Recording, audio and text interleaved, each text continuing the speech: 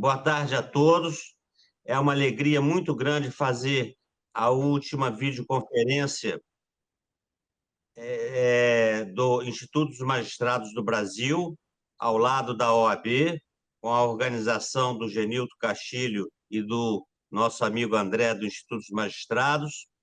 E uma honra muito maior é saber que na última live deste ano nós temos a presença do palestrante, que é uma pessoa muito querida para mim, desembargador Carlos Santos de Oliveira, que é desembargador do Tribunal de Justiça do Estado do Rio de Janeiro, professor da PUC do Rio de Janeiro e da Escola da Magistratura do Tribunal de Justiça do Rio de Janeiro e autor da obra Dos Contratos.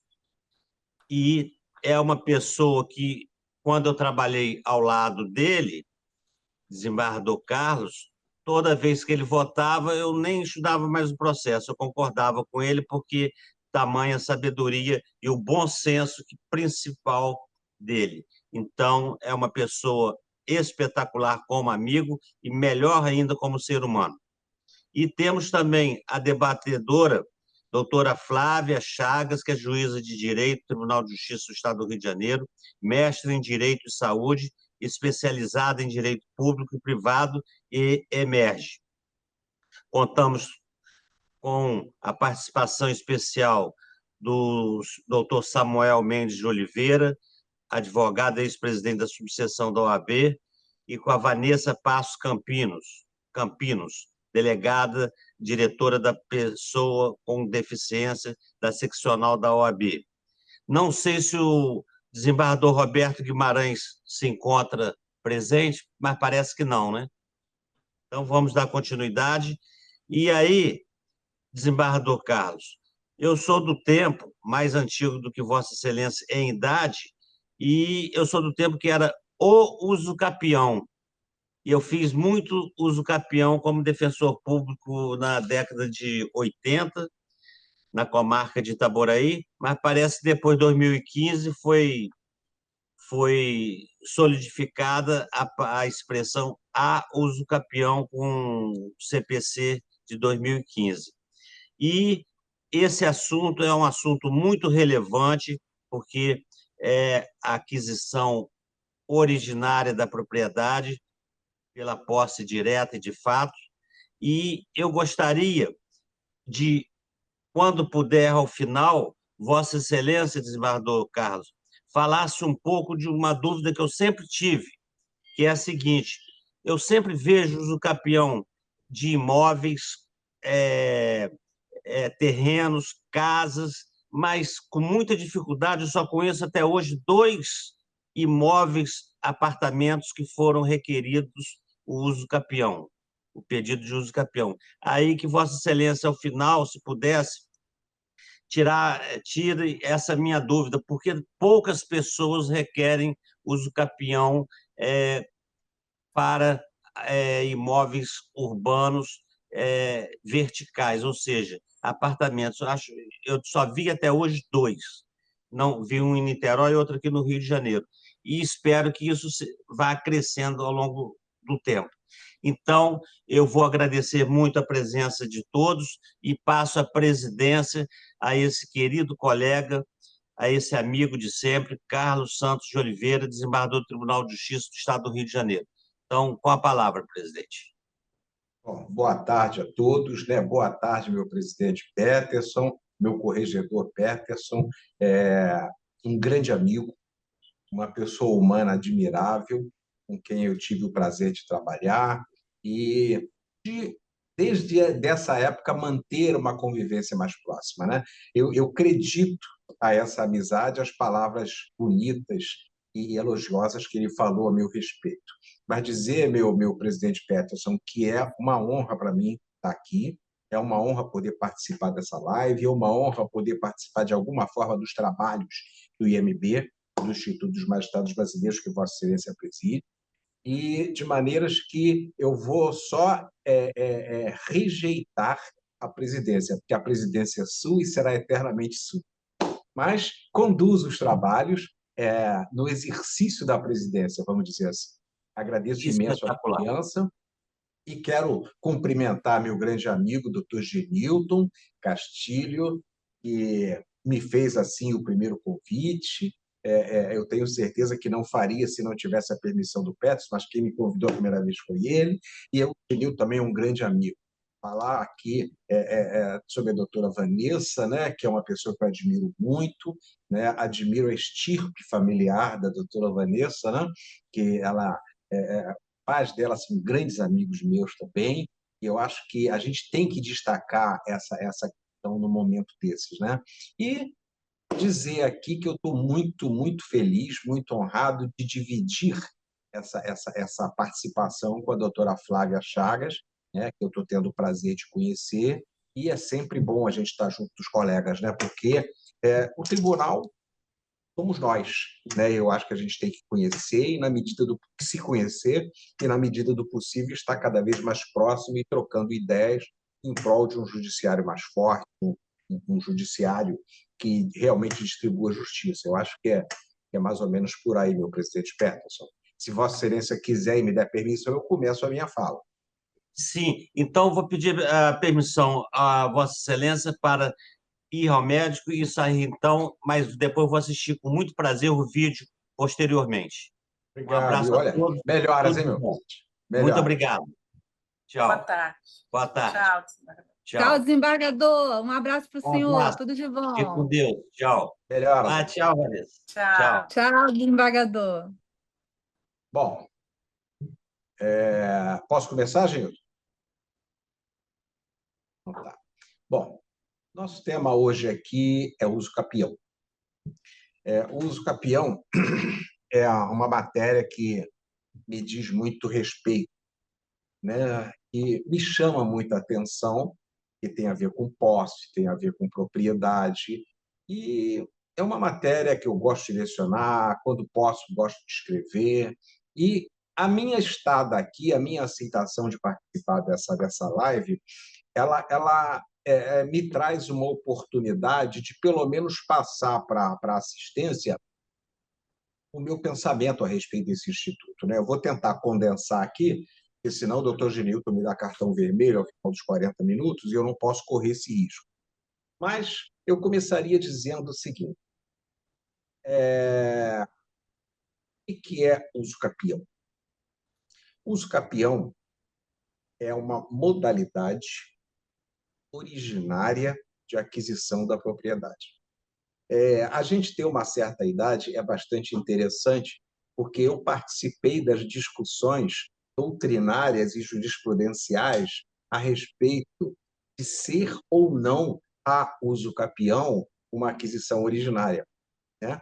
Os julgados à época eram controvertidos. E isso nasceu de uma provocação da Procuradoria do Estado, né? Porque se você tem uma modalidade originária de aquisição da propriedade, você não está obrigado ao recolhimento do IPTU, do ITBI, perdão, antigo ITBI, hoje tem um outro nome, né? Porque é o imposto que incide sobre a transmissão da propriedade. Então, se a aquisição é originária, não tem imposto. Se a aquisição fosse caracterizada como derivada, o Estado poderia cobrar imposto, porque sempre ao término de uma ação de uso capião, expedia-se, né, a carta ao uso capiente vencedor, e ele, quando levava a registro, o oficial do registro exigia o pagamento do tributo. E aí começou-se a discussão: olha, eu não devo esse tributo porque a aquisição é originária. Até que a matéria chegou nos tribunais superiores, e os tribunais superiores, vamos dizer assim, firmaram convencimento no sentido de aquisição, que a aquisição era originária, e a aquisição sendo originária, ela não teria, vamos dizer assim, insta ao recolhimento do imposto de transmissão sobre bens imóveis. Então, foi aí que começou essa discussão, essa controvérsia, foi aí que se firmou o uso capião, perdão, a uso capião como modalidade de aquisição originária da propriedade. Um outro detalhe que eu gosto sempre de chamar a atenção, e, Genilton, eu já vou entrar nos requisitos, tá? Só estou fazendo um briefing aqui, porque eu acho super importante. Muito. Um outro aspecto é que não sei se vocês... Excepcional. Oi? Desculpa, eu cortei o senhor porque eu achei muito interessante essa questão da aquisição originária. Desculpa, eu achei muito interessante o argumento. Porque quando eu Exatamente, estudei já se falava que era originária. Eu não sabia que tinha exato. tido um embate com Teve relação a essa controvérsia, teve questão aí muita controvérsia, tributária. e a Procuradoria do Estado, no interesse próprio, ela sustentava que era derivada, porque ela queria o recolhimento do imposto. Entendeu? Foi aí o nascedouro dessa controvérsia. Mas um outro aspecto bastante interessante, que eu gosto sempre de chamar a atenção quando eu falo a respeito de uso capião, ele está na própria definição que eu acabei de ler. Né? Olha só, é modalidade de aquisição originária da propriedade, vírgula, ou de outro direito real sobre coisa alheia. Porque o menos informado, aquele que não consegue ler nas entrelinhas, ele diz o seguinte: olha, o uso capião serve para aquisição da propriedade, mas não é só da propriedade. Né? Nós temos, e hoje isso está firmado no artigo 1225, se não me falha a memória, do Código Civil, que trata dos direitos reais. Ele elenca os direitos reais. Né? E aí você tem a seguinte situação: naquele elenco dos direitos reais previstos no artigo 1225 do Código Civil, ele começa com a propriedade. São direitos reais. Propriedade. Se você for no passado, tá? E pegar o artigo, se não me falha a memória, 607 do Código Civil anterior, ele dizia lá, são direitos reais, vírgula, além da propriedade. E aí começava, né, com a enfiteuse que foi extinta. Hoje, o caput mudou e ele bota assim, são direitos reais, dois pontos. Item 1, propriedade. Por quê? Porque a propriedade é o direito real na sua plenitude. É o direito real pleno. Né? Se você olhar o Código Civil, lá no artigo 1228, ele diz o seguinte, olha, são direitos inerentes ao exercício da propriedade ou domínio. Uso, gozo ou fruição e disposição. Então, esses três, vamos dizer assim, poderes, são poderes inerentes ao proprietário. Então, quando uma única pessoa, e aí quando eu falo única pessoa, eu estou me referindo também ao condomínio, tá? Porque a lei não faz acepção entre proprietário único e propriedade condominial. Quando uma única pessoa reúne em si esses três poderes, ela tem o direito real pleno sobre a coisa. Ela é proprietária. Aí a gente vai para o inciso 2 do artigo 1225, superfície, que ficou no lugar da servidão. Né? A superfície, o usufruto, a servidão, o uso, a habitação, são direitos reais classificados, vamos dizer assim, como direitos reais de gozo ou fruição. Aí você tem a promessa de aquisição. Eu não estou com o código aqui, mas é promessa de aquisição. Eu não lembro bem a expressão do inciso. É o direito real de aquisição. Esse direito de real de aquisição aí, ele dá uma aula, se você for falar sobre ele. Tem todo um histórico, tem toda uma contextualização sobre ele. Aí você segue lá, por exemplo, com hipoteca, anticrese, penhor. Aí já são direitos reais de garantia. E por que eu estou falando isso? Porque a uso capião funda na posse. Se ela funda na posse, ela pode converter a posse em propriedade. Então, ela também pode converter esta posse em direitos reais limitados que se fundem na posse.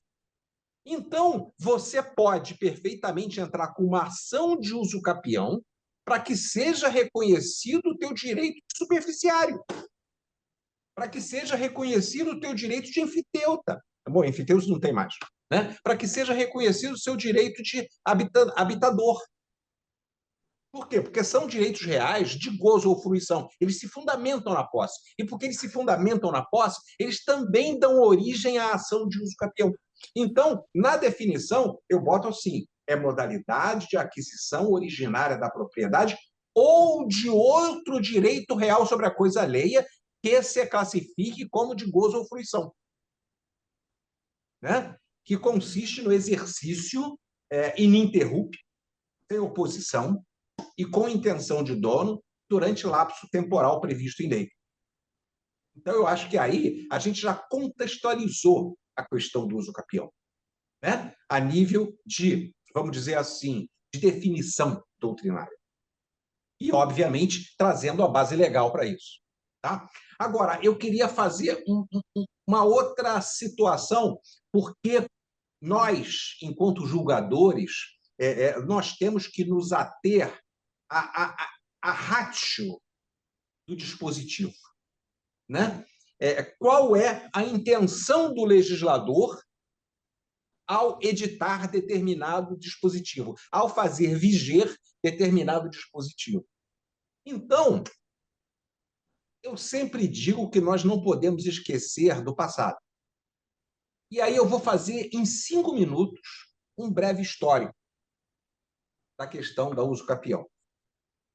Olha, a uso capião, lá nas ordenações manuelinas, ordenações alfonsinas, depois seguida da Lei Geral de Terras, tá? Que entrou em vigor antes do Código Civil, que teve vigência antes do Código Civil, de 16, você tinha a previsão da uso capião única, com prazo de 40 anos. Os requisitos eram os mesmos. Tá? Nós vamos contextualizar cada um deles. Agora, você tinha um prazo de 40 anos. Aí entrou o Código Civil de 16 em vigor. O Código Civil de 16, ele trouxe não só uma modalidade de uso capião, mas já trouxe 2. E diminuiu o prazo.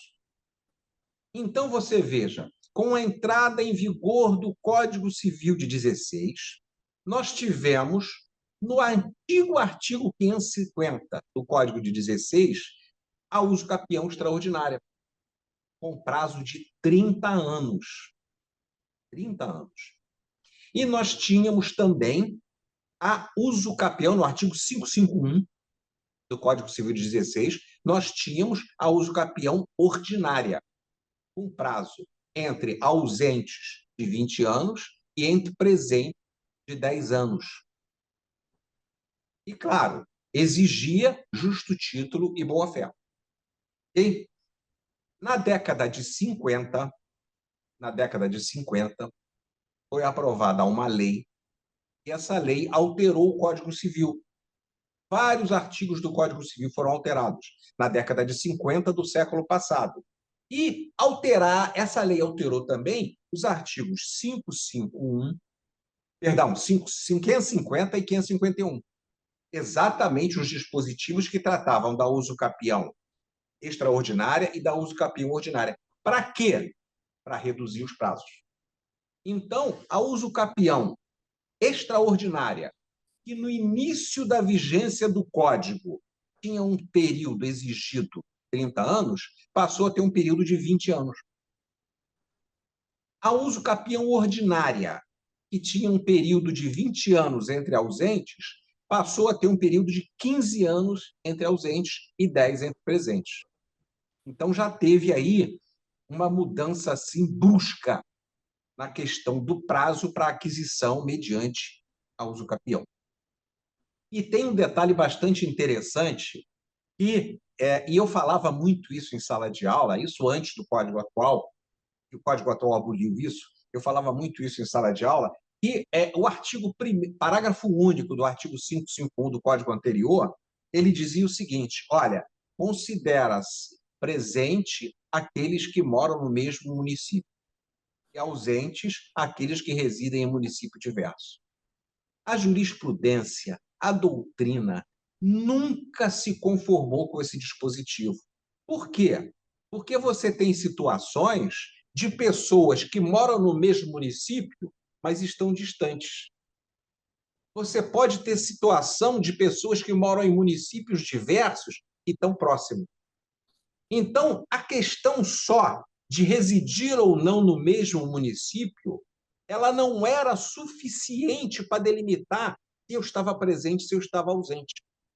Tá? Eu fui juiz em São João de Meriti. São João de Meriti é um município ligado ao Rio de Janeiro. Né? Aí tem lá um rio, que é o Rio Pavuna, né, que divide São João de Meriti de Pavuna. Pavuna já é cidade do Rio de Janeiro, já é município diverso. Agora, você imagina, você tem um terreno em São João de Meriti, mas você mora na Pavuna. Você está todo dia olhando através do rio aquele cidadão lá no teu imóvel. Isso é entre presente ou entre ausente? Você está em município diverso. Aí o juiz tinha que analisar essas situações no caso concreto. E, geralmente, a gente afastava com esses argumentos. Né? A gente reduzia o prazo porque ele estava entre presentes, apesar de estar em município diverso. Mas, com o passar dos tempos, veio o Código Novo e acabou com toda essa controvérsia. Mas antes do Código Novo,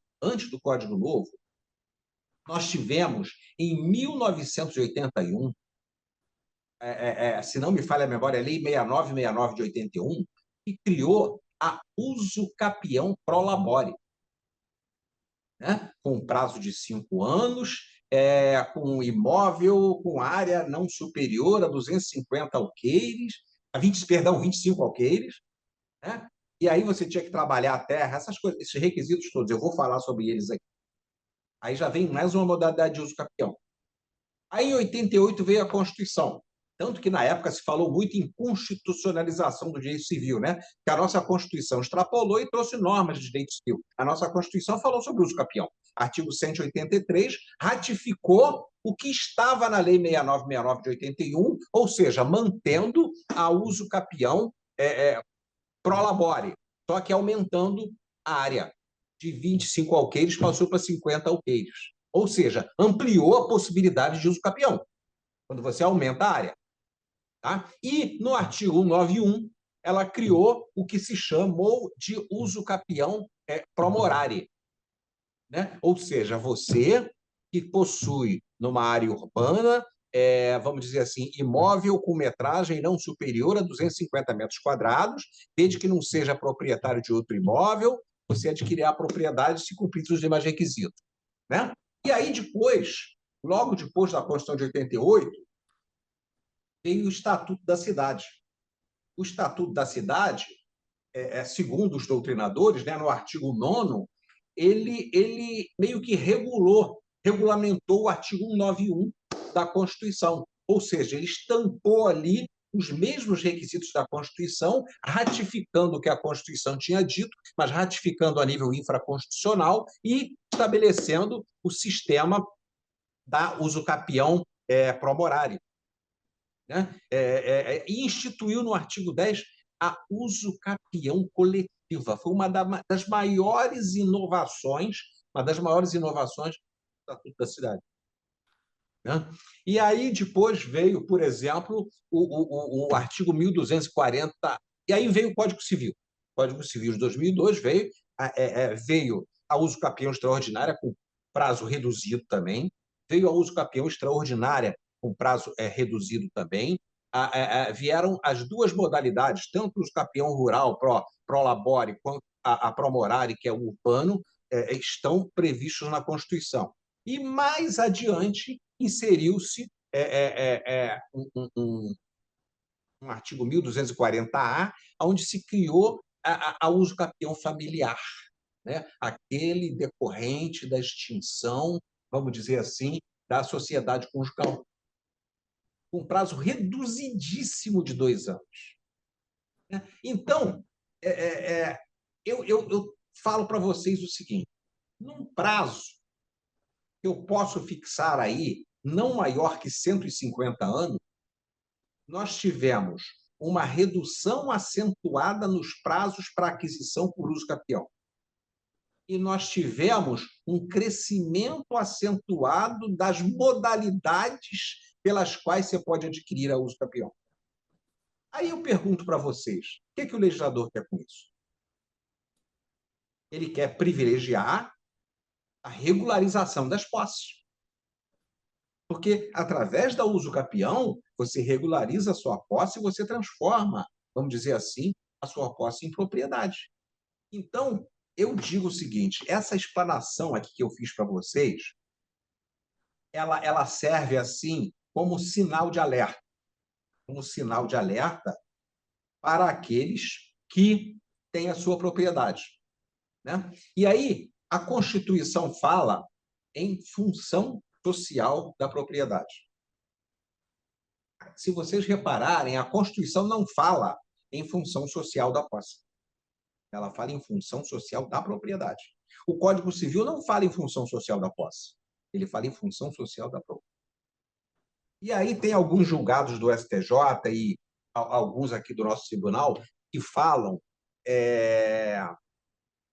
na função social implícita da posse. Função social implícita da posse. Por quê?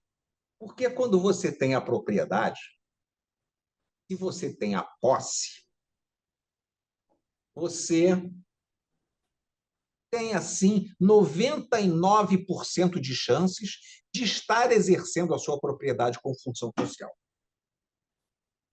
Agora, se você tem a propriedade, mas não tem a posse, você nunca vai conseguir comprovar que exerce a sua propriedade com função social. Porque elas estão interligadas. Para que você demonstre o exercício da sua propriedade com função social, necessariamente você tem que ter a posse. Daí que nasce toda a construção no sentido da função social implícita da posse. Tá? E aí, nós temos aqui determinadas situações que nos chamam muito a atenção. Então, todo proprietário, no meu modesto entender, ele tem que ter o seu alerta ligado. Porque você tem a sua propriedade, você tem a sua posse, você exerce com função social. Você tem a propriedade, você não tem a sua posse. Por que você não está exercendo a posse? Por que você só tem a propriedade? Vamos regulamentar isso para não dar uso capião? Né? E aí, vamos aqui falar a respeito de um caso concreto que eu julguei outro dia, e aí respondendo à indagação do desembargador Peterson. Né? Realmente é muito difícil você ver pleitos de uso capião tendo como objeto unidades imobiliárias autônomas. Né? Por quê? Porque o uso capião ele decorre do exercício da posse. Geralmente, a posse... Porque a posse ela tem 3 características fundamentais. Né? Ela pode ser adquirida mediante violência, ela pode ser adquirida mediante clandestinidade, ou ela pode ser adquirida de forma precária. Tá? Por incrível que pareça, a posse violenta e a posse clandestina, elas, se convalidadas, elas dão ensejo ao uso capião. Agora, a posse precária tem muita discussão a respeito. Porque eu vou dar um exemplo aqui, posse violenta. Tá? Eu vejo um determinado imóvel, vejo o proprietário desse imóvel, é só um exemplo, hein, gente? Aí eu pego, e aquele cara ali é mais fraco que eu, vou tomar aquilo dele. Vou lá, pego o cara pelos colarinhos, jogo na rua e fico. Isso é posse violenta. Agora, quando é que essa posse violenta convalida? Tá? Simplesmente, vamos dizer assim, subjetiva essa convalidação. Porque enquanto aquele esbulhado estiver lutando para recuperar a posse, não há convalidação. Agora, se o esbulhado fica com medo, acha que eu vou bater nele e nunca mais volta, aí, passado um determinado tempo, eu convalido a posse e passo a contar prazo para uso capião. Inclusive, a doutrina processória diz: o possuidor que tem sua posse convalidada pode defender essa posse contra outros eventuais invasores. Né? A posse clandestina já é aquela posse subreptícia. Né? Eu tenho um imóvel lá em Rio das Ostras, homenageando meu tio Samuel, e nunca vou lá. Aí, passo 6 meses na Europa. Quando eu volto, invadiram minha terra. Se apossaram da minha terra. Enquanto eu puder resistir, não vai haver convalidação. Agora, se eu deixar para lá, vai haver convalidação. E na medida em que há convalidação, aí passa a contar o prazo da posse ad uso capione. Ok? Agora, e a posse precária? O que seria a posse precária? A posse precária é aquela que é adquirida mediante determinada titulação. O exemplo maior de posse precária está no artigo 1197 do Código Civil. Por quê? Porque, na realidade, esse artigo 1197, ele diz que a posse, tá, pode ser direta ou pode ser indireta. E quando a posse se biparte em direta e indireta, porque se eu sou proprietário, se eu tenho a posse, ou se eu sou um possuidor autônomo, eu tenho a posse direta. Agora, eu posso locar o imóvel. Quando eu faço uma locação do imóvel, o locatário passa a ter a posse direta. Aí a lei, através do artigo 1197, no caso de locação, a lei de locações, né? No caso de locação, a lei de locações, me reserva a posse indireta. A posse indireta é uma ficção jurídica. Mas para que serve essa ficção jurídica? Serve para permitir que o possuidor indireto também exerça a defesa da posse, caso o possuidor direto não o faça. Ok? Então, aí você tem a bipartição da posse em determinadas situações que englobam direitos reais e em determinadas situações que englobam direitos pessoais. Então, por exemplo, na superfície, tem bipartição da posse, mas aí é direito real, oriunda de direito real. Na servidão, tem bipartição da posse, agora é oriunda do direito real. Na locação, tem bipartição da posse. No comodato, tem bipartição da posse. No depósito, com muita controvérsia, tem bipartição da posse, mas aí é direito pessoal. Então, o artigo 1197, quando fala da posse direta e indireta, tá? Ele fala que ela pode decorrer de direitos reais ou de direitos pessoais. Tá? E diz no finalzinho, é a melhor parte, que muita gente não entende, né? Que o possuidor direto poderá se valer dos interditos possessórios contra o possuidor indireto. Ou seja, você é proprietário, você aluga, você fica como possuidor indireto. Né? O locatário, em determinadas situações, pode mover a ação contra o locador para manter a posse. Ele não é proprietário, mas ele pode. O artigo 1197 autoriza, a lei de locações autoriza.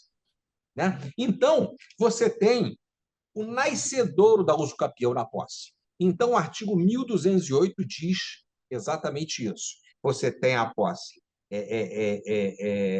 violenta, você tem a posse clandestina, você tem a posse precária. A posse violenta e a posse clandestina, provada a convalidação da posse, contam prazo para uso capião.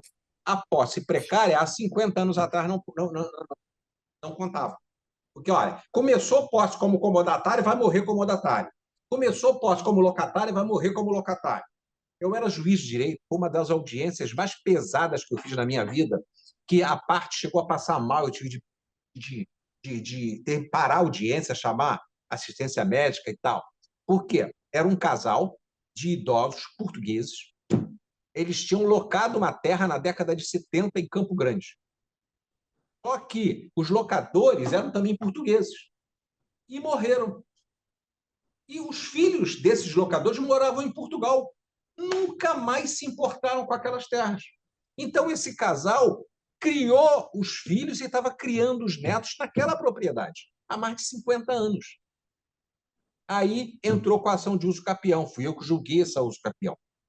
E aí você tinha que citar o proprietário registral. Aí vieram os herdeiros, não, ele era locatário, não perdeu essa condição de locatário, e não perdendo, ele não pode usufruir, porque a posse era precária. Eu ultrapassei essa tese dizendo o seguinte: houve interversão da natureza da posse. O comportamento deles foi de proprietário. E a um determinado tempo, passado mais de 50 anos, eles pararam de pagar aluguel, ninguém cobrou o aluguel deles, então eles não são mais locatários. Agora, na época, isso era muito controvertido. Hoje você já encontra aí, vamos dizer assim, muitos julgados reconhecendo a possibilidade de uso capião também quando decorre de posse precária, não somente quando decorre de posse violenta, não somente quando decorre de posse clandestina. E aí, nós vamos falar aqui dos requisitos, senão o meu mestre, doutor Genilton, vai me dar 0 na minha palestra. Deixa eu falar aqui. Primeiro, olha só, posse ininterrupta. Posse ininterrupta, sem oposição e com intenção de dono. Posse ininterrupta. Essa posse, ela tem que ser ininterrupta, ela tem que observar o período de tempo previsto. Por exemplo, se eu peço uso capião extraordinário, tem que ter 15 anos. Se eu peço uso capião ordinário, tem que ser 10 anos ou 5 anos. Ou 5 anos. Né? Se eu peço os outros tipos de uso capião, tem que ser o período de tempo correspondente que está lá na lei. Agora, o que eu quero chamar a atenção é, quando eu falo em posse ininterrupta, não necessariamente é a posse de uma única pessoa. Né? Porque a gente, e a jurisprudência pacífica, a doutrina pacífica quanto a isso, você pode utilizar os efeitos da accessio possessionis para fins de cômputo do prazo de uso capião. Ou seja, é perfeitamente lícito, né? Uma pessoa que já tem 10 anos de prazo morando sem resistência, sem interrupção, de forma pacífica, com ânimos de dono, numa determinada propriedade. Ela não quer contratar advogado, ela não quer esperar o judiciário, se bem que agora pode ser extrajudicial, né? Eu já vou falar de pode ser extrajudicial. E ela resolve vender a posse. Ela pode perfeitamente vender a posse. E aquele que adquiriu a posse, ele vai poder contar o tempo dele, o tempo de aquisição. Por quê? O artigo 1207 do Código Civil fala bem isso, né? Você tem a sucessão universal, que é a sucessão que decorre da morte, né? Quando a sucessão decorre da morte, a contagem do tempo anterior é obrigatória. Agora, quando tem a sucessão chamada a título singular, que é a sucessão de forma derivada, quando você compra a posse, quando você adquire de outrem aqueles direitos possessórios, aí você tem a possibilidade, e a lei te dá essa possibilidade, de contar ou não contar o prazo anterior. Ora, se o prazo anterior for uma posse de má-fé, então vou esquecer esse prazo, eu vou contar daqui para frente meu prazo de uso capião. Agora, se a posse anterior for boa, for a de uso capione, você pode contar e dizer, doutor juiz, olha, eu já tenho 20 anos, eu já tenho 15 anos, eu já tenho 10 anos. Aí contar com a posse anterior. Então, quando eu falo posse ininterrupta, tá? Eu não estou dizendo que o Carlos tem que ficar 10 anos naquela posse. O Carlos vendeu para o Genilton vendeu para a Flávia pode pedir uso capião, contando os tempos anteriores e ela provar que os tempos anteriores também foram, vamos dizer assim, exercidos de uma forma a se comprovar o animus domini. Okay? Então, posse ininterrupta, sem oposição. Sem oposição. O que seria oposição? Qualquer forma de se opor ao exercício da posse. E aí tem uma situação bastante interessante, né? Porque você tem vários e vários e vários julgados do Superior Tribunal de Justiça que dizem o seguinte, olha, eu estou na posse. Se o Genilton acha que tem melhor posse, ele vai entrar com uma ação de reintegração de posse contra mim. Ok? Então, se alguém, Genilton aqui no caso, que é alguém qualificado, né, ele entrar com uma ação de reintegração de posse, ele está demonstrando uma oposição à minha posse.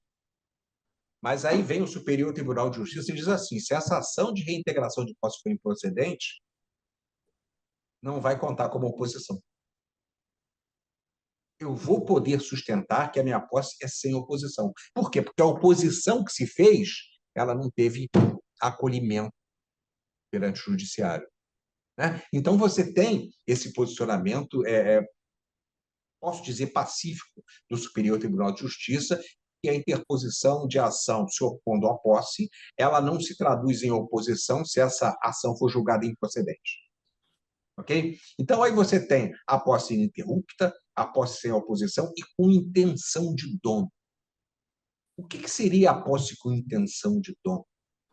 É aquela posse que você exerce como se proprietário fosse. Como se proprietário fosse. Ou seja, aos olhos da vizinhança, você é o proprietário. Alguém chega lá na esquina, o Carlos mora ali? Mora, ele é o proprietário. Nunca viu minha escritura, nem sabe se eu tenho escritura, mas ele me vê capinando, ele me vê construindo muro, ele me vê fazendo um segundo andar na casa. Pô, só quem faz isso é o cara que tem vontade de ser proprietário. Então, o animus domini é você publicizar o exercício de atos de posse que traduzam atos de dono, que traduzam atos de quem quer ser proprietário. Né? Existe um entendimento mais recente, e aí capitaneado até pelo professor Marco Aurélio, no livro dele, nosso diretor da Emerge, dizendo o seguinte: a melhor forma de você verificar e comprovar se a pessoa exerceu a posse com ânimos domini é analisando de forma negativa. Ou seja, se ela morou lá durante o tempo próprio para uso capião, o tempo exigido para uso capião, e nunca sofreu oposição de ninguém, esse aspecto negativo faz presumir o animus domini. Eu achei interessante essa sustentação, eu nunca tinha visto essa sustentação. Então, você prova o animus domini pelos aspectos negativos, pelos aspectos que não ocorreram. E, se, obviamente, se eu não tivesse o animus domini, eles ocorreriam. Né? Então, o animus domini é o exercício da posse com intenção de ser dono. Tá? E você tem um outro elemento que ele conjuga com todos esses. Né? Eu falei, posse ininterrupta, posse sem oposição, posse com intenção de dono. Olha, publicização da posse. Posse pública. Ou seja, todas as pessoas circunvizinhas têm que te ver como proprietário. Tem que te ver como pessoa que mora ali, que pratica atos de dono. Aí você pergunta assim, mas e a posse clandestina? Uai, a posse clandestina também. Só que a clandestina eu não incluo o proprietário registral, mas eu incluo todos os confinantes, todos os 5 vizinhos. Ou seja, as pessoas elas têm que ver você como proprietário, embora sequer saibam se você tem escritura ou não. Tá? Esse é um requisito. E aí, complementando, há uns meses atrás eu julguei que a gente, e aqui eu abro um parênteses, a Flávia vai me entender muito bem. Flávia, julgar é muito difícil. Né? Porque, na realidade, a gente lê o processo, a gente analisa as provas, a gente confronta as provas com um dispositivo legal e se convence. Agora, nós somos seres humanos. Eu não sei se o meu convencimento é certo, se não é certo. Né? Eu vou aplicar aquele meu convencimento no processo. Eu espero, sempre eu peço a Deus que eu esteja julgando certo. É tudo que a gente quer. Então, me veio um processo, e aí, naquela linha da pergunta que foi feita pelo desembargador Peterson, me veio um processo de uso capião de um apartamento em Copacabana. Um apartamento em Copacabana. O juiz, ou juíza, não lembro, ele julgou improcedente o uso capião. Agora, quando você analisa os requisitos da uso capião, você tem que analisar se eles foram objeto de controvérsia ou não. Né? Então, você tem uma ação de uso capião de esse imóvel foi deixado por uma senhorinha que não tinha filhos para uma pessoa que cuidou dela a vida inteira. E essa pessoa passou a morar no apartamento. E aí, essa senhorinha morreu. Morreu, o apartamento ficou para a irmã. A irmã nada fez. Aí morreu a irmã, o apartamento ficou para a filha da irmã, que era sobrinha. Aí a filha da irmã foi lá pedir o apartamento. Mas já tinham sido passados 10 anos. Ela pagava condomínio, ela pagava os impostos, ela cuidava do apartamento, ela morava no apartamento. Agora, quando se instaurou a discussão de que ela não devolveria o apartamento, o que a sobrinha fez, essa moça? Ela rapidamente fez os 2 inventários, pegou a propriedade do apartamento, registrou no RGI. Então, ela estava com o apartamento registrado no nome dela como herdeira. E o juiz julgou improcedente. Agora, gente, os requisitos da uso capião estavam todos comprovados. Ó, posse, ela tinha. Era ininterrupta? Estava aprovado nos autos. Mais de 10 anos morando lá. Era sem oposição? Não tinha prova de oposição. A oposição foi feita 12 anos depois. E a lei falava em 10 anos. E olha, e se aplicasse o uso capião promorare, cabia, porque o apartamento tinha menos de 250 metros quadrados, é um apartamento pequeno. Podia ser com 5 anos. Tá? Intenção de dono. Gente, ela paga condomínio, paga impostos, cuida do bem. Intenção de dono. E aí eu reverti a sentença. Eu concedi a uso capião para essa senhora. Com certeza. Entendeu? Porque, gente, eu estou aqui para aplicar a lei. Agora, se apropria a argumentação da ré, não, eu me insurgi. Olha, ela ficou lá como comodatária, a minha mãe, que sucedeu a minha tia, deixou ela ficar como comodatária, mas ninguém trouxe nada escrito, nenhuma testemunha. E ela continuou morando lá. Houve a intervenção da natureza da posse. Quer dizer, se esse acordo vai ser mantido ou não, aí já não me interessa. Né? Porque a gente não pode se apaixonar pelo processo. O que você tem que fazer é analisar as provas, cotejar as provas com a lei e dar o seu veredito, que é o seu convencimento. Desembargador, posso fazer uma pergunta? Pode. O senhor falou da intervenção. Na hora que o senhor deu o julgado, a partir de que data que o senhor considerou que houve uma intervenção? Desde o início, não, né? Não, desde o falecimento da proprietária do imóvel.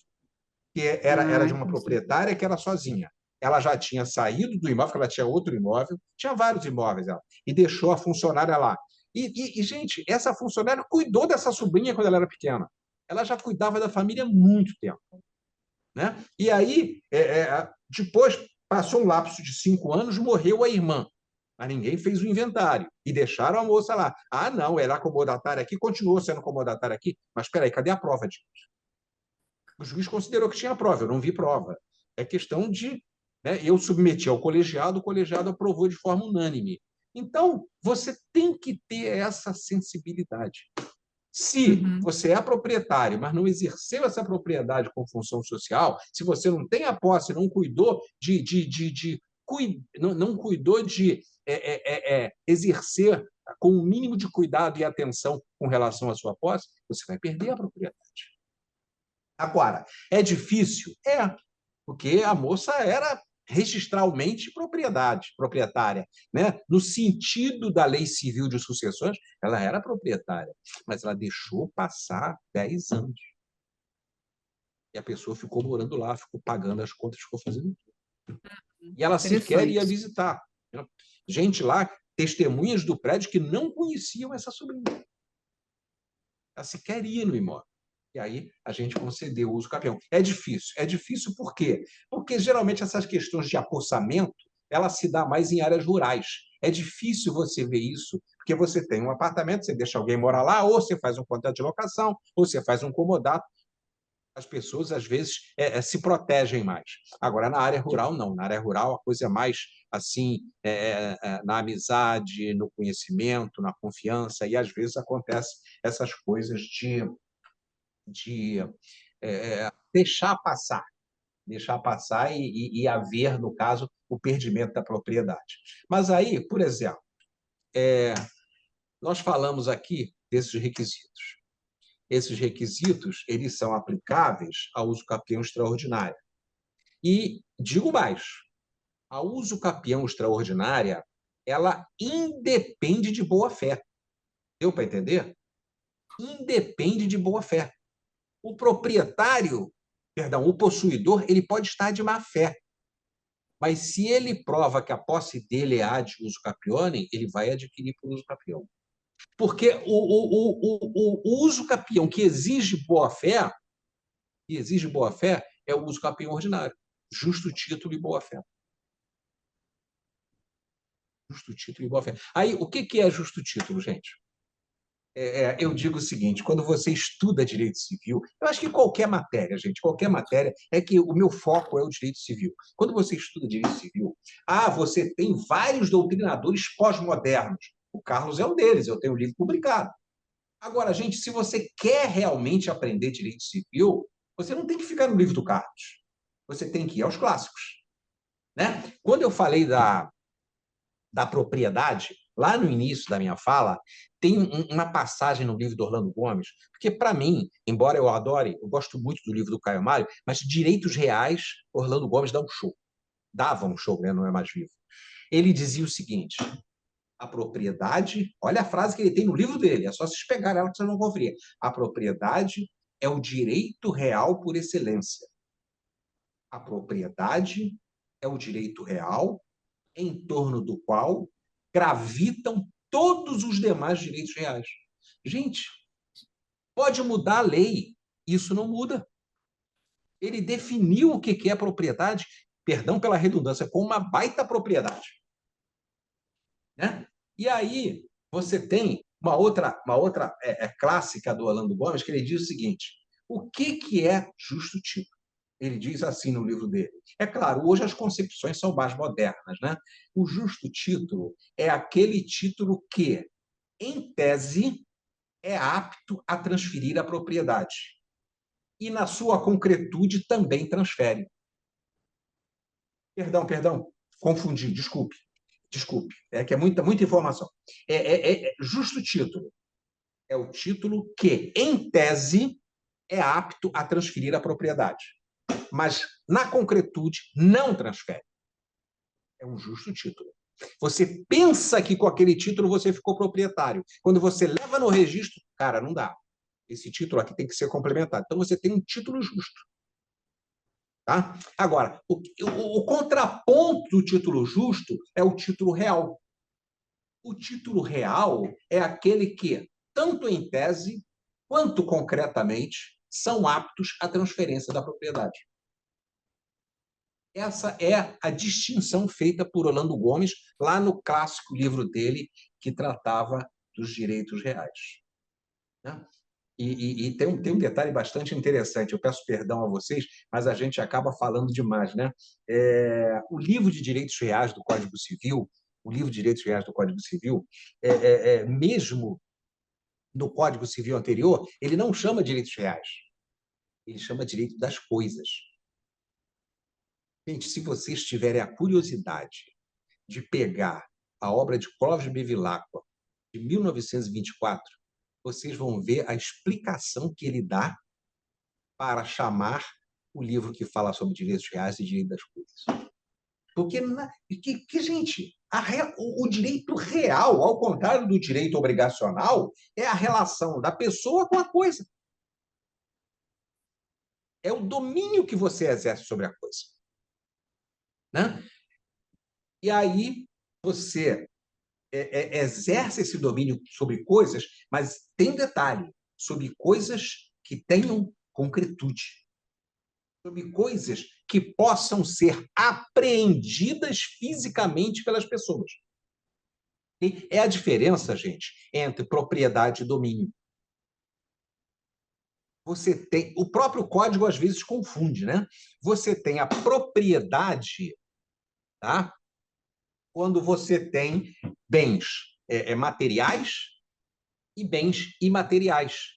Tanto que a lei dos direitos autorais, ela fala da propriedade intelectual. Ela não fala do domínio intelectual. Da propriedade. Por quê? Porque a propriedade, ela atinge tanto os bens corpóreos quanto bens incorpóreos. Agora, o domínio não. O domínio só atinge bens corpóreos. Bens que você pode apreender fisicamente. Né? Então, aí nós temos hoje, voltando aqui aos requisitos da uso capião ordinária, né? O justo título hoje, de acordo com os julgados do Superior Tribunal de Justiça, ele é balizado pela função social. Ele é balizado pela função social. Ou seja, você tem preenchimento dos requisitos que são atinentes ao exercício da propriedade, e você tem também a conjugação do exercício daquela posse mediante função social, para que você possa ter a concepção moderna de justo título. Não é só a antiguidade do título, né? Você pode ter um título mais moderno, mas você ter uma posse funcional. E quem tem o título mais antigo não tem essa posse funcional. Então, aquele título mais moderno passa a ser o título mais justo, né? Então, o Superior Tribunal de Justiça tem caminhado, vamos dizer assim, tem caminhado nesse sentido. Tem aqui um dispositivo que eu queria falar para vocês, que ele traz assim uma concepção bastante interessante. Eu teria que ter aqui o Código Civil, eu não tenho o Código Civil aqui. Vanessa, vê aí o artigo do Código Civil, 1242, por favor, vê aí. Consegue, não? É muito interessante isso. Será que eu vou ter que ligar o computador? Peraí. Então eu vou ver se eu consigo aqui, peraí. Posso ler? Doutora Flávia, consegue? Ah, então tá ótimo. 1242. Adquire também a propriedade do imóvel aquele que, contínua e incontestadamente, com justo título e boa-fé, o possuir por 10 anos. Parágrafo único, não tem um parágrafo? Sim. Será de 5 anos o prazo previsto neste artigo se o imóvel houver sido adquirido onerosamente com base no registro constante do respectivo cartório, cancelada posteriormente, desde que os possuidores nele tiverem estabelecido a sua moradia ou realizado investimentos de interesse social e econômico. Então, aí você tem a possibilidade de redução do prazo da usucapião ordinária para 5 anos, se você tiver feito uma aquisição onerosa, né? Eu tô tentando lembrar aqui, mas tem um dispositivo que, mais à frente no Código Civil, quando fala da aquisição da propriedade mediante registro do título. Eu vou ver se eu acho ele aqui. Gente, ele diz exatamente o contrário desse parágrafo único. E aí, o juiz vai ter que analisar o que ele vai aplicar. Deixa eu ver se eu acho ele aqui. Eu fiz umas anotações aqui, mas na hora, para você achar, às vezes fica um pouco difícil. Deixa eu ver aqui. Papá. 1247, dá uma lida aí, por favor. Se o teor do registro não exprimir, se o teor do registro não exprimir a verdade, poderá o interessado reclamar que se retifique ou anule. Cancelado o registro, parágrafo único. Cancelado o registro, poderá o proprietário reivindicar o imóvel, independentemente da boa-fé ou do título do terceiro adquirente. Olha só, enquanto lá no 1242, parágrafo único, diz, olha, se você adquirir onerosamente, né? Se você cumprir o prazo do uso capião, se você usar a propriedade com função social, você vai ter direito ao uso capião, o 1247, parágrafo único, diz o seguinte, olha, se o registro for cancelado, então se o registro cancelado, pressupõe uma aquisição onerosa. O proprietário poderá, independente da boa-fé, retomar o imóvel. Quer dizer, esses dois artigos, eles se contrapõem. Eu nunca apliquei o 1247, parágrafo único. Eu sempre apliquei o 1242, parágrafo único. Por quê? Porque privilegia a dignidade da pessoa humana, privilegia a função social. Gente, a pessoa pagou pela propriedade. Ela já está lá num prazo maior do que o exigido por lei para adquirir por uso capião. Ela mora, ela tem função social. Eu não vou aplicar o 1247, parágrafo único, me perdoe. Eu sempre me degladiei com esses dois dispositivos, né? E sempre sustentei que um sucumbia diante do outro. É interessante a gente analisar, porque a interpretação sistemática da lei nos leva a essas situações de incompatibilidade. Então, na hora de aplicar a lei, você vai ter que justificar por que está aplicando um e não está aplicando o outro. E aí você busca a essência, vamos dizer assim, dos princípios constitucionais, né, que foram, obviamente, alforriados aí pelo Código Civil, né? É muito interessante. E olha, eu esqueci de falar, nós temos ainda a modalidade de uso capião administrativa, nós temos ainda a modalidade de uso capião. Oh, meu Deus! Cadê? Uso capião indígena, uso capião indígena, tá? Nós temos a modalidade agora do uso capião extrajudicial, né? O Código de Processo Civil ele alterou, peraí, o artigo 1071 do CPC introduziu o artigo 216-A na Lei 6.015, que é a Lei de Registros Públicos, né? E que trata exatamente da possibilidade de você pleitear o uso capião extrajudicialmente perante o cartório do registro imobiliário. Eu tive hoje um advogado aqui despachando comigo e ele me comentou que estava muito feliz que tinha acabado de conseguir uma uso capião extrajudicial. Falei, que ótimo, gente! Para que trazer isso para o judiciário se a coisa está... Porque a uso capião extrajudicial, ela funciona como?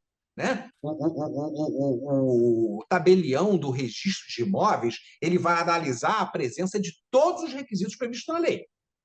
Todos. Se não tiver impugnação e se os requisitos estiverem presentes, ele concede. Se não houver impugnação e os requisitos não estiverem presentes, ele vai negar. Só que a negativa dele não vai fechar as portas do judiciário. Está na lei. Tá? Agora, se houver impugnação, ele vai remeter ao judiciário. A análise. E, gente, há muitas questões relativas ao uso capião, não há impugnação, que os proprietários nem mais existem. E aí você facilita muito, né? Você desafoga o judiciário. O uso capião é uma matéria encantadora. Eu já passei muito mais de 40 minutos. Não sei se eu posso continuar, se eu paro. Genilton, fala aí. E se deixar, eu vou falando. Então, está sendo uma bela aula e eu não sei se a doutora Flávia vai aproveitar algumas perguntas que nós temos aqui no chat. Perguntas interessantes, como o pagamento do IPTU, o que ele é, se é prova ou ele é requisito. Tem também a questão do herdeiro, né? Tem umas 3 ou 4 perguntas aqui que são bastante interessantes. Ela vai querer Deixa eu finalizar aqui. Tá Posso bom. finalizar? 2 minutos. Deve. Olha só, eu falei aqui dos requisitos da uso capião extraordinária e da uso capião ordinária. Aí você tem aqui os requisitos da uso capião pró-morário. Olha só vou ler. Não ser proprietário de outro imóvel, quer urbano, quer rural. Ter animus domini, né? Ter posse quinquenária, ou seja, de 5 anos, ininterrupta, mansa, pacífica e pública, área ou edificação urbana até 250 metros quadrados e utilização para sua moradia ou moradia de sua família. Esses são os requisitos do uso capião urbano. Aí você tem o uso capião rural. Não ser proprietário de outro imóvel, quer urbano, quer rural, você ter animus domini, vontade de ser dono, praticar atos de dono, posse quinquenária, ininterrupta, mansa, pacífica e pública, área de terra em zona rural, não superior a 50 hectares. E aqui, gente, tem um outro aspecto bastante interessante, tá? Você tem o uso capião urbano, o imóvel tem que estar na área urbana. Você tem o uso capião rural, o imóvel tem que estar na área rural. Gente, tem julgado assim, dizendo o seguinte: não é a posição geográfica do bem que define se ele é rural ou se ele é urbano. Você pode ter uma casa de moradia urbana sitiada na zona rural de uma cidade. Aí você pode pleitear o uso capião urbano. E você pode também ter um sítio numa área considerada urbana. Aí você pode pleitear o uso capião rural, tá? Não é só a posição geográfica, vai ter que analisar a destinação do bem, tá bom? Então, com base nessa complementação aqui, eu dou por encerrada e agradeço imenso, doutor Genilson, a possibilidade de falar alguma coisa aqui sobre o uso capião, sobre posse e propriedade, e vamos ouvir a doutora Flávia. Inicialmente, eu queria dar os parabéns ao desembargador Carlos, né, que fez essa brilhante exposição. É sempre muito bom ouvi-lo, né? É sempre muito satisfatória a sua aula, seus artigos são muito bons, e quero dar o parabéns, porque a matéria da uso capião é uma matéria muito recorrente aqui na minha comarca. Eu sou titular da 2ª Vara Civil da região oceânica de Niterói. Nós temos muitas ações sobre a uso capião. Antes eu era de Alcântara, São Gonçalo, outra comarca que também tinham muitas ações falando e muitas brigas envolvendo o uso capião. Mas eu separei 2 perguntas aqui que eu considero interessantes para o tema, e não vou tomar muito tempo, acho que são perguntas fáceis, assim, que é só realmente curiosidade e que envolvem realmente o processo. Uma delas é, o senhor destacou os prazos, né, para aquisição da uso capião, tanto do Código Civil quanto na própria Constituição Federal.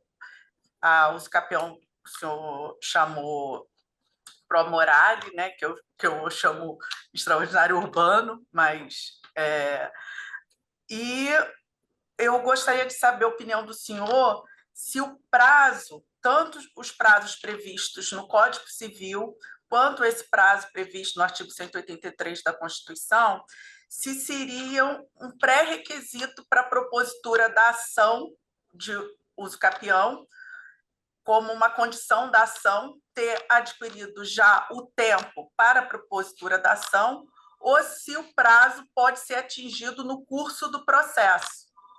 Se eu proponho essa ação sem ainda o prazo total para aquisição da uso capião, e no curso do processo eu venho atingir esse prazo. Se o juiz deve julgar procedente ou improcedente o meu processo, se na data da propositura eu ainda não tinha o prazo. E complementando essa pergunta, se esse prazo deve ser atingido antes da contestação do réu, ou se ele pode ser atingido mesmo após a contestação. Qual a sua opinião sobre essa pergunta? E novamente agradecendo a participação nessa live e principalmente agradecendo a composição junto ao desembargador Carlos, porque é um orgulho poder compartilhar com o senhor esse tema. Bom, Flávia, eu queria dizer que o orgulho é meu em estar aqui junto de todos vocês, tá? Principalmente de você. Perguntas bastante apropriadas e que me fazem até complementar a minha fala, né? Existe posicionamento do Superior Tribunal de Justiça no sentido que você pode, sim, complementar o prazo da uso capião depois de distribuída a ação até que venha a contestação.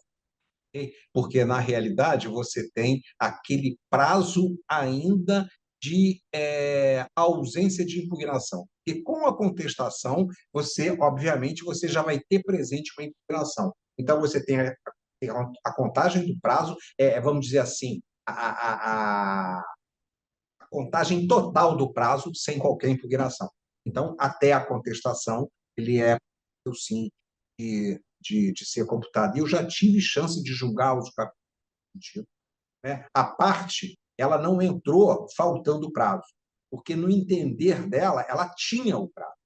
Só que durante a instrução do processo, chegou-se à conclusão de que o prazo não começou no ano X, começou no ano Y, né? Mas aí eu, na hora de sentenciar, eu verifiquei que mesmo considerando o prazo iniciado no ano Y, até a data da contestação, perfazia prazo exigido pela lei. E aí julguei procedente o uso capião.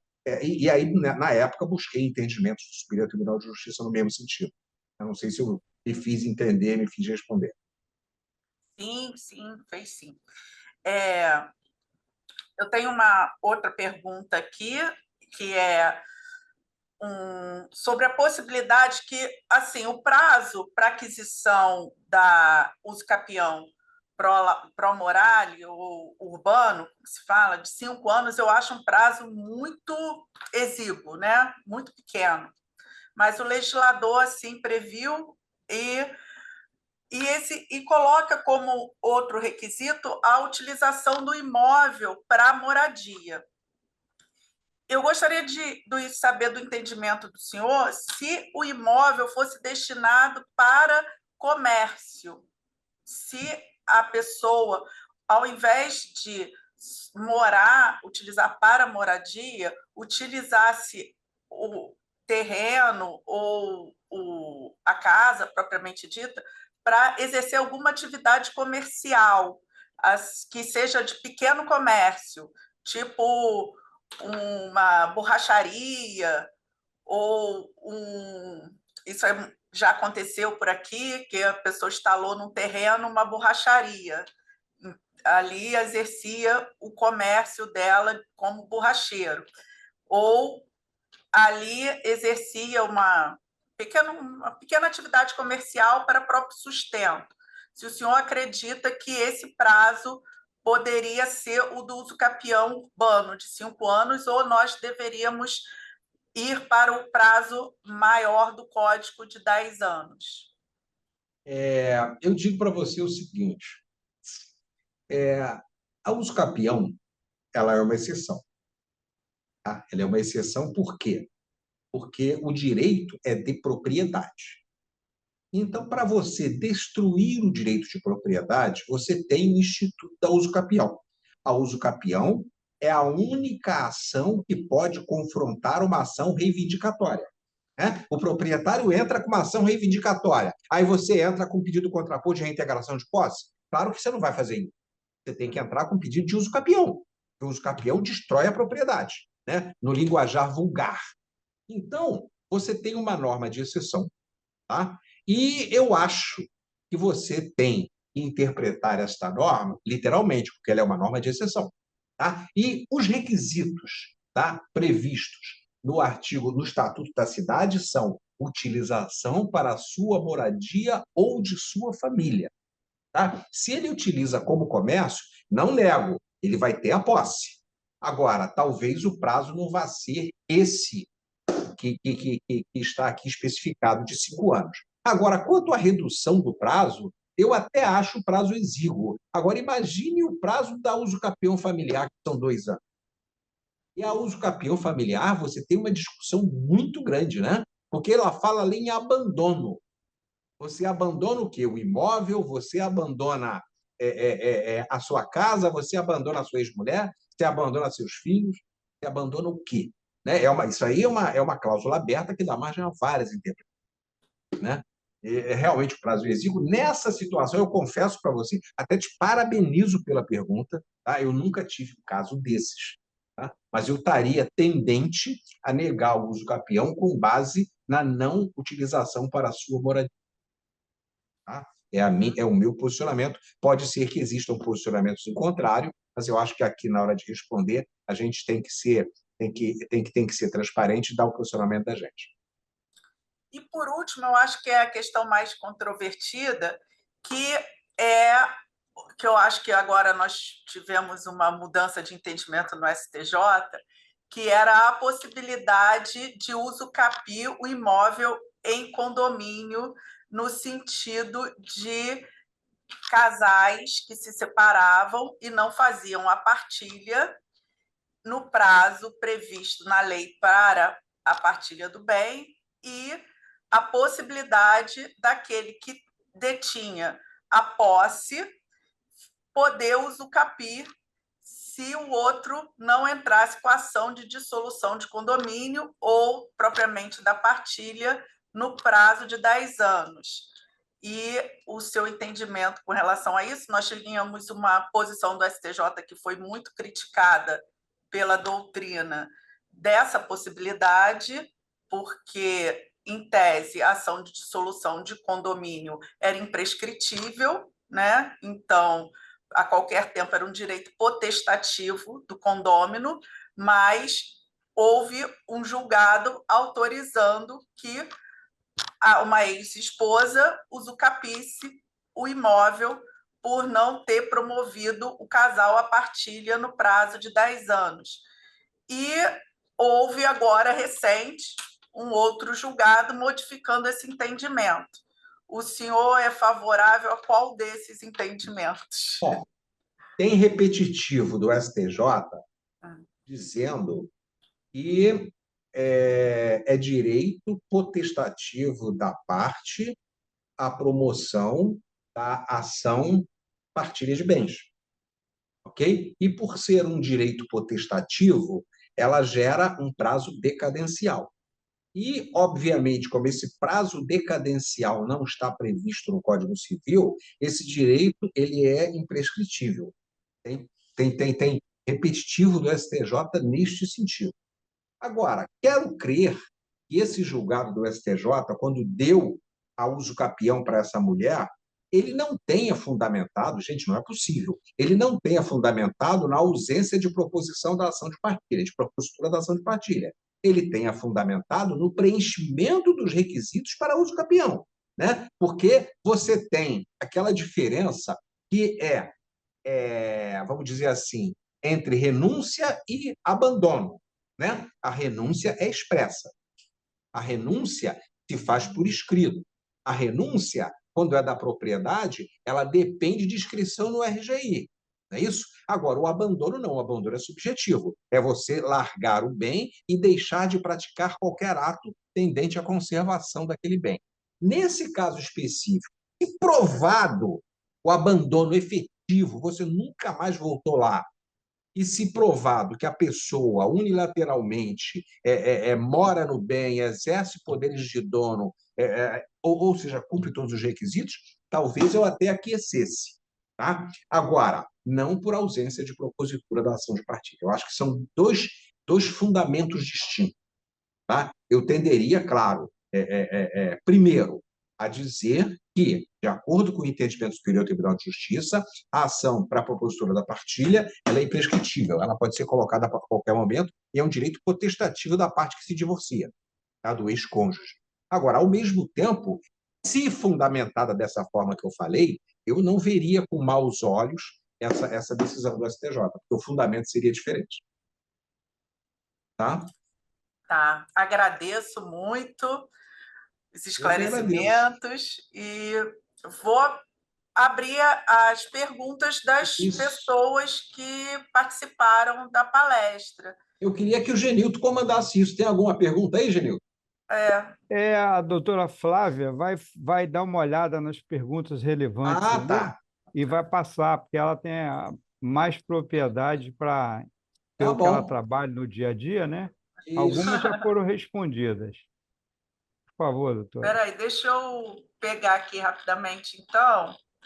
A gente tem que encerrar qual o horário do encerramento? Não, a gente está com bastante frequência aqui, o pessoal está gostando muito, e então acho que a gente pode ficar mais uns 20 minutos, 15, 20 minutos. Tá ótimo. Porque Então, está vamos muito lá. boa Eu a estou live, aqui. muito boa. Primeira pergunta. Foi feita uma construção de uma casa em um terreno, área rural, inscrita no INCRA, com ITR, registrado em nome do meu bisavô. Não foi feito inventário. Seria possível a uso capião? Gente, a uso capião é possível não pelo registro no INCRA. O registro no INCRA é um indício de prova. Agora, tem que haver prova da posse. O que é posse? Posse é fato. Tá? Simples, usando a linguagem vulgar, tá? Eu estou sentado em cima dessa cadeira. Eu tenho a posse dessa cadeira. Posse é fato. Eu estou lá na área, eu tenho posse. Agora, você pode ter posse direta, pode ter posse indireta. Tá? Você pode ter posse de uma área e alugar aquela área. Né? Já é pacífico na jurisprudência que a locação não é privativa do proprietário. O possuidor autônomo também pode locar, e aí ele ficaria com a posse indireta. Agora, se você tiver prova da posse, animus domini e exercício dos demais e cumprimento dos demais requisitos, aí você pode pleitear o uso capião. mas não simplesmente pelo fato do registro do INCRA. Tá? O registro do INCRA é um indício, assim como é o pagamento do imposto, o pagamento do condomínio. Tá? Agora, você tem que provar a posse. A posse, para uma corrente, ela é um fato. Para outra corrente, ela é um direito. Por que ela é um fato? Ela é um fato porque ela se funda na prática de atos que demandem a estar na coisa. E ela é direito para outra corrente, porque desse aspecto fático emergem direitos, que são os direitos protetivos da posse, inclusive o uso capião. Posso fazer uma pergunta? Desembargador Carlos Santos, com relação ao IPTU, na hora do senhor ver se realmente existiu a posse ou não, se a prescrição aquisitiva, o senhor considera a quitação do IPTU ou o senhor acha que a quitação do IPTU é uma questão que não necessariamente engloba-se dentro da posse para você conceder ou não? Porque você, quando analisa a posse, você vai analisar o aspecto prático da posse e vai analisar também todo o contexto probatório. Né? É claro, o pagamento do IPTU sendo feito pelo possuidor já me dá uma visão maravilhosa. Agora, o pagamento do IPTU sendo feito pelo proprietário não destrói a posse, mas eu já vou ter que olhar com mais cuidado. Né? A que título foi pago esse IPTU? Por que esse IPTU ia para o proprietário e não ia para quem estava no imóvel? Né? Mas, por Então, eu acho exemplo, que isso aí vai depender. Oi? o possuidor não quitou a posse, não quitou o IPTU, desculpa. Sim. Eu digo assim, na hora de o senhor conceder ou não, o senhor fala, não, se não quitou a posse, não quitou o IPTU, eu não concedo Mas, a Vanessa, posse. depende do contexto probatório. Se eu tiver prova, vamos dizer assim, concreta de todos os requisitos da posse, mesmo que o IPTU tenha sido pago pelo proprietário, eu vou conceder uso capião. Tá? Agora, é Entendi. claro, mas aí eu vou ter que ter uma posse mais robusta desses requisitos, Uhum. do preenchimento desses requisitos. Vai depender da análise do caso concreto. Entendeu? Entendi. Eu acho Mas o o seguinte, é um IPTU não indício é de um prova. requisito. O Oi? IPTU não é um requisito Não, para não é requisito. concessão. Não é requisito. Esse eu queria Requisitos são os saber. que eu passei aqui para você. Tá Sim, bom? entendi. Tá Ele entra ótimo, no contexto obrigada. probatório, tá? Aí uma pergunta aqui, empresa pode usucapiar? Oi? Uma das perguntas feitas aqui no chat é se empresa pode usucapiar. Pode. Desde que ela esteja instalada no imóvel. Ela está exercendo a posse através de seus donos. Aí é uma das perguntas que a gente já chegou a mencionar, mas é a situação de herdeiro que morava em imóvel deixado pelos pais e entra com a usucapião em detrimento dos demais herdeiros após a morte dos pais. Que é a questão do imóvel em condomínio. Né? E provados os requisitos da usucapião, ou seja, o pai morreu, ele continuou morando lá. Os outros irmãos nunca se opuseram. Os outros irmãos nunca se importaram em cuidar do imóvel. Eu vejo com muito bons olhos esse pedido. Inclusive, analisei outro dia um julgado do STJ de usucapião nesse caso. Não me lembro ao certo, mas eu sei que eu vi.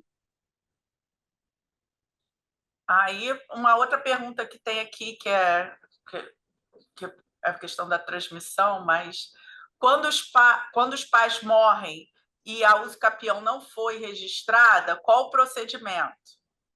Quando os pais morrem, tem que fazer um inventário, gente. Pode ser judicial ou extrajudicial. Agora, a usucapião, para ser registrada, ela depende ou de um processo judicial ou de um processo extrajudicial. Uhum.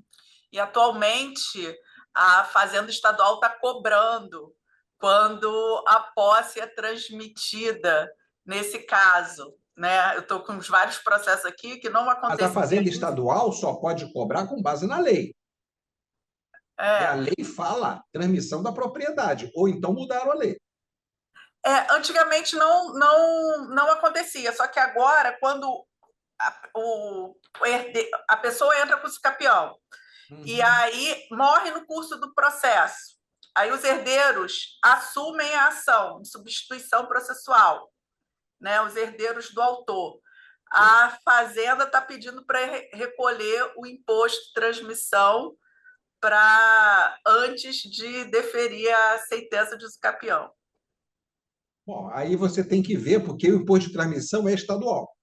Bom, teve a reforma tributária agora, né? Aí eu confesso para você que eu não estudei muito bem se continua assim. Até onde eu sei, o imposto de transmissão é estadual. Você tem que olhar a lei, se ela fala que o imposto é devido em caso de venda, transmissão da propriedade, ou se também engloba a transmissão da posse, para você poder definir. Você tem que ver o que está na lei. É. Aí teria que ver a lei. Também começou agora isso, está sendo a novidade aqui nos processos. A gente está vivendo, a gente está sempre aprendendo, né, Flávio? Aí, uma outra pergunta aqui: é possível fazer a usucapião de parte de terreno? Desde que. Porque você veja o seguinte, aí você vai ter que entrar noutra seara, né? Você tem muitas ações assim. A propriedade divisível e a propriedade indivisível. Você tem a posse divisível e a posse indivisível, né? E essa indivisibilidade, ela pode ser fática ou pode ser jurídica, né? O que é a indivisibilidade fática? Por exemplo, todo município tem as suas posturas municipais. E as posturas municipais, elas visam regular a ocupação do solo urbano, né? Então, elas instituem, via de regra, um módulo mínimo. Então, por exemplo, para ser reconhecido como terreno, tem que ter 10 metros de frente por 20 de fundos. Qualquer coisa menor não vai ser reconhecido. Entendeu? Então, se o terreno já tem 10 de frente por 20 de fundos e querem dividir, aí você tem uma divisibilidade fática, ou seja, você bota um muro e dividiu. Agora, você tem uma indivisibilidade jurídica, porque você vai dividir e não vai poder registrar como 2 terrenos, averbar na prefeitura como 2 terrenos, né? Então, essa situação passa pela divisibilidade ou indivisibilidade. Se o imóvel, a parte do imóvel pretendida ao usucapir for de um imóvel divisível jurídica e faticamente, é a possibilidade. Senão, não há. Okay?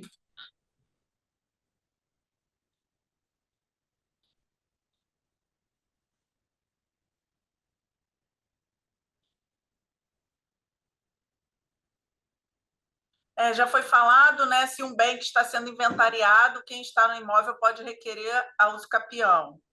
Aí já foi falado.